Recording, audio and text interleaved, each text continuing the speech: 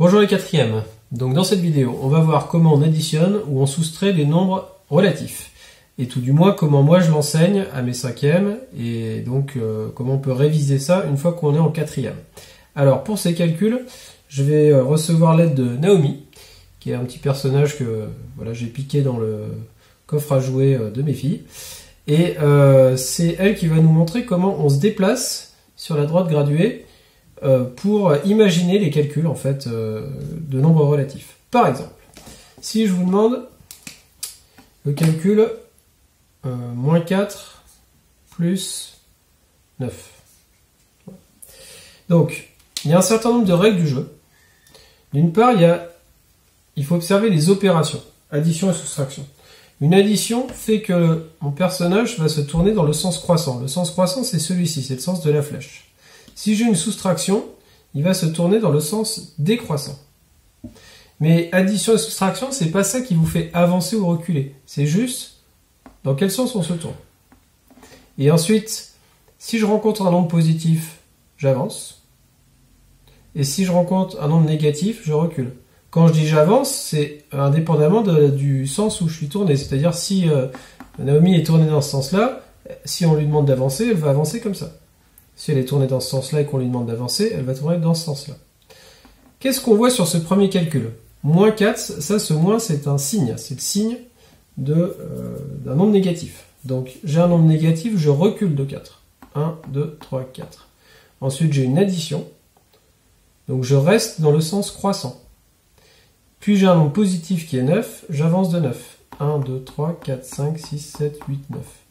Donc, moins 4 plus 9, ça fait un nombre positif qui est 5. Calcul suivant, moins 2, moins 6. Moins 2, c'est un nombre négatif, donc je recule de 2. Puis j'ai une soustraction. Soustraction fait que mon personnage se tourne dans le sens décroissant. Et ensuite, 6 est un nombre positif, donc j'avance de 6. Et au final, je trouve moins 8. Calcul suivant, 4 plus moins 7. J'ai oublié de préciser qu'un calcul se démarre tout le temps comme ceci, sur le 0, tourné dans le sens croissant. Là, je démarre par un nombre positif, 4, donc j'avance de 4. Puis j'ai une addition, donc je reste dans le sens croissant. Puis j'ai un nombre négatif, donc je recule de 7. 4, 5, 6, 7. J'arrive à moins 3. Alors, calcul suivant. Dans le calcul suivant, il y a des parenthèses parce que j'ai eu besoin de séparer une opération qui est l'addition et un signe qui est moins. C'est-à-dire qu'on a pour principe de pas se juxtaposer comme ça une opération et un signe sans les séparer par une parenthèse. Mais du coup, c'est juste pour faire cette séparation et c'est pas un indicateur de priorité. Bon. Maintenant, faisons le calcul. Faisons le déplacement. 3 est un nombre positif, donc j'avance de 3. Une addition me fait me tourner dans le sens croissant, mais j'y suis déjà. Et moins 8 est un nombre négatif, donc on recule de 8. 1, 2, 3, 4, 5, 6, 7, 8. On arrive à moins 5. Calcul assez particulier maintenant. Donc j'ai une soustraction et un signe moins, donc j'ai eu encore besoin de les séparer par une parenthèse. 3 est un nombre positif, donc j'avance de 3. Une soustraction me fait me tourner dans le sens décroissant, que je fais, et moins 5 est un nombre négatif, donc je recule de 5. 1, 2, 3, 4, 5. Ce qui fait que 3 moins moins 5 est égal à 8. Mais partant de là, on peut se dire qu'on a des déplacements qui sont équivalents dans certaines situations. Par exemple, quand j'ai le calcul 3 plus moins 7, bon, eh bien, ça consiste à avancer de 3, rester dans le sens croissant et reculer de 7. Mais j'aurais très bien pu faire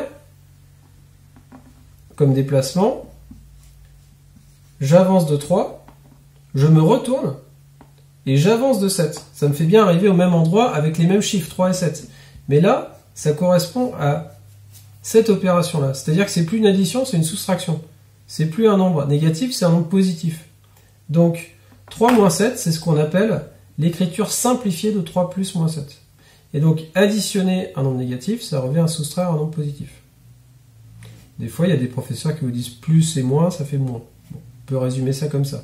Mais en réalité, c'est que derrière, il y a cette équivalence entre les déplacements. reculer en restant tourné dans ce sens-là, c'est pareil si je me retourne et que j'avance. Bon.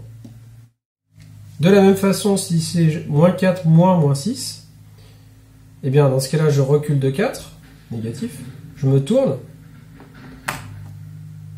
et je recule de 6, ce qui me fait partir dans ce sens-là, et arriver à 2. Mais on est bien d'accord que c'est équivalent à faire ce calcul. C'est-à-dire reculer de 4 et avancer de 6. Parce que finalement, se retourner et reculer, c'est comme si je ne m'étais pas retourné et que j'avais avancé. Donc là encore, on va dire que moins 4 plus 6, décidément, est le calcul simplifié, la notation simplifiée de moins 4 moins 6. Et donc, j'ai des collègues qui disent moins et moins, ça fait plus dans cette situation. Bon.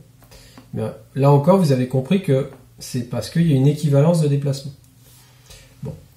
Dans l'ensemble, à quoi servent ces calculs simplifiés? Comme leur nom l'indique, ça simplifie les choses, notamment quand on a un enchaînement d'opérations. Par exemple,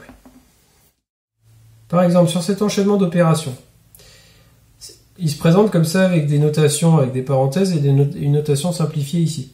Si je le prenais tel quel, c'est un petit peu compliqué à gérer, parce que j'avance de 5, je me tourne pas, je recule de 3, je me tourne, je recule de 2, je reste tourné dans le sens décroissant parce que j'ai une soustraction, et j'avance de 7 parce que c'est positif, j'arrive à moins 3. Bon, il me semble que c'est plus simple de décrire ce calcul sous forme simplifiée, donc plus moins 3, on sait que c'est équivalent à moins 3. Moins 2, c'est équivalent à plus 2. Et moins 7 reste moins 7. Et comme ça, on sait qu'on va faire... En fait, on n'a pas trop à se poser des questions, on se retourne, etc. Quand on écrit sous forme simplifiée, on peut très bien se dire, bon, bah, là j'avance, là je recule. Donc, j'avance de 5, je recule de 3. J'avance de 2, et je recule de 7, et boum, j'arrive au résultat. Oui. Donc, on ne se pose pas la question de est-ce que je me retourne ou non, parce que, en réalité, on sait que faire 5, je me retourne et j'avance de 3, c'est rigoureusement la même chose que faire 5, moins 3, plus 2, moins 7. Donc là, par exemple, on peut très bien dire 5 moins 3, ça fait 2. Plus 2 moins 7, ça fait moins 5. Et ensuite, 2 moins 5, 2 moins 5, ça fait moins 3. Donc on peut faire ce calcul par étapes. Et le fait d'écrire aussi les calculs simplifiés, et donc de plus se poser la question de je me retourne, etc., et juste se dire j'avance, je recule, eh bien ça permet aussi de schématiser certains calculs quand on a des plus grands nombres, parce que là, j'allais que de 8 à moins 8. Par exemple, quand j'ai un calcul comme 14 moins 30, je peux le schématiser comme ça. Je sais que en termes de déplacement, je vais faire 14 dans cette direction et 30 dans celle-ci.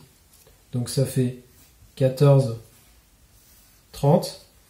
Le fait d'imaginer ça, ça me permet de savoir que je vais arriver dans les négatifs. Donc déjà, ce sera moins quelque chose. Et après, comment savoir combien dans les négatifs?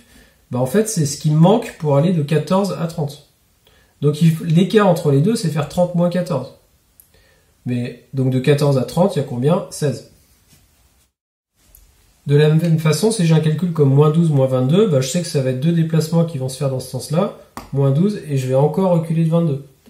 Donc dans ce sens-là, on fait 12, dans ce sens-là, on fait 22. Tout ça s'accumule, je sais déjà que j'arrive dans les négatifs, et que 12 plus 22 fait 34. Et quand j'ai un calcul comme celui-ci, j'ai intérêt déjà à le décrire sous forme simplifiée. Je sais que soustraction négatif, ça revient à additionner. Donc moins, ça donne plus 20. Moins 14, plus 20. Et donc que mon déplacement, ça va être je recule de 14 et j'avance de 20. Je vais déjà forcément arriver dans les positifs. Et si je schématise 14 et 20, bah de combien je vais arriver dans les positifs? De 6. Donc égal à 6. Voilà, donc, pour résumer, moi ce que je vous encourage à faire, c'est, quand vous avez un calcul comme celui-ci, l'écrire sous forme simplifiée, un calcul qui comporte des parenthèses, et ensuite, en imaginant le déplacement, on voit si on arrive dans les négatifs, les positifs, on voit si on va chercher l'écart entre les nombres, ou si on va les additionner, si les déplacements se font dans le même sens. Mais il n'y a pas vraiment, on n'a pas besoin de retenir de règles, on a juste besoin d'imaginer ce déplacement et se référer à ça. Ce qui évite de se tromper parce qu'on a confondu deux choses. On a toujours un moyen logique d'imaginer le calcul et ça c'est toujours une plus grande sécurité pour bien calculer. Voilà, bon courage.